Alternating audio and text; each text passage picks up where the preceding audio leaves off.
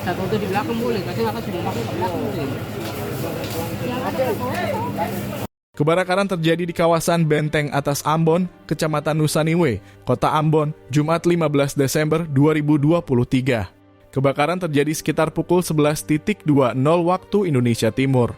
Kebakaran diduga berawal dari lantai 2 rumah salah seorang warga, kemudian merembet ke rumah lainnya.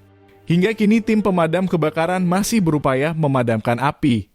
Dibantu warga sekitar serta warga lainnya mengamankan barang berharga. Sempitnya jalan jalur menuju Bentas masih ditutup sementara waktu untuk membantu petugas damkar memadamkan api.